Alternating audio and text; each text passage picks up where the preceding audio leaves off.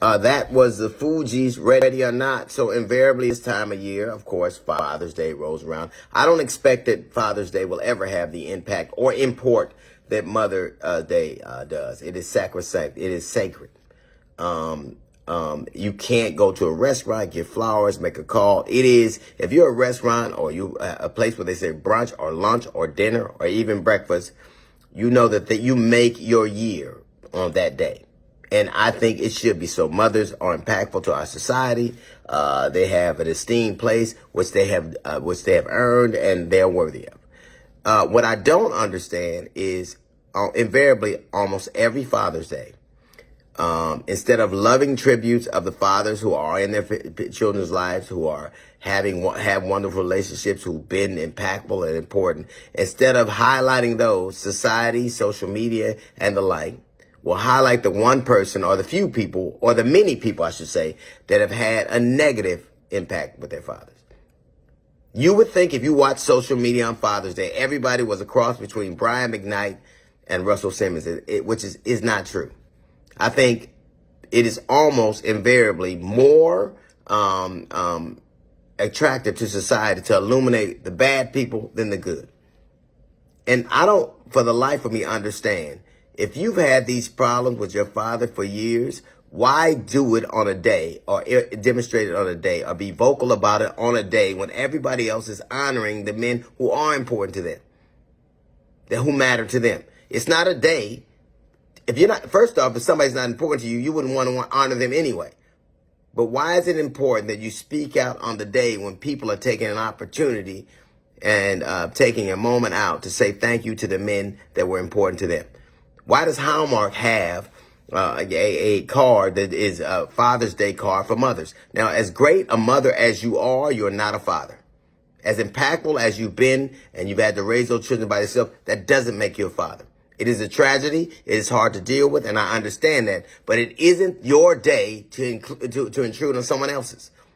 The idea of the black father has been co-opted by two people, two entities. One, of course, is the media, who doesn't respect them, has little regard for them, and doesn't really care how they're seen. The other is people who've had negative influences with negative experiences with their father. But for the great majority of people, I think a lot of people have had a lot of great things and great interactions that they got from their fathers. And that's the time to honor them. It's not the time to tell me how bad you had an experience with your father. It's not to tell everybody how bad things were. That is unfortunate, but you have other days to do that. And society is complicit in saying, you know what, we're not going to highlight the fathers who are, pictures with their sons and their daughters and being, a family and being the leaders and men that they should be. We're not going to highlight that. We're going to talk about the people who've had the most heinous experience with their fathers. That is going to carry the day. That's going to be the focus. That's going to be what trends. Now, the CDC has said that black fathers in general participate at a higher level with their in terms of interacting with their children than any other demographic. But if you watch social media or listen to people post, you wouldn't believe that. The identity of us has been co-opted by two entities that do not have positive things to say about us. One is the media, and one is people who've had negative experiences with their father. Now, in terms of the media, they are what they are. In terms of people that have had negative experience with their father, I can truly lament, and I am sorry that happened. I do not, for the life of me, understand why I didn't have necessarily the best relationship with my mother.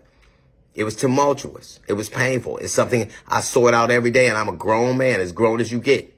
But I do not take that opportunity on Mother's Day to deride her, because I know that there are people who are doing other things, who are celebrating the people that were positive in their life.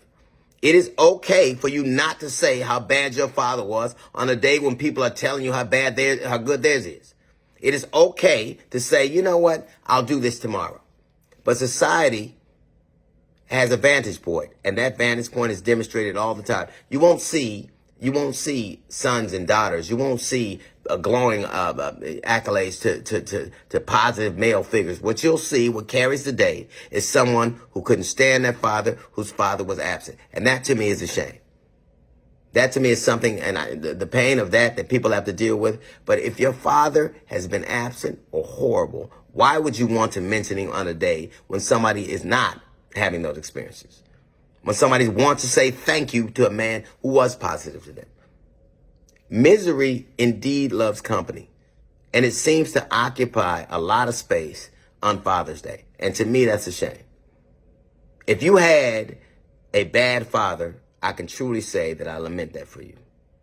But if you have a good one, I can't stand that you can't say Happy Father's Day without saying a bunch of negative comments. That's a little note from the GED section. We got the Jazz Report coming up in 15 minutes. It's the D.L. Hughley Show.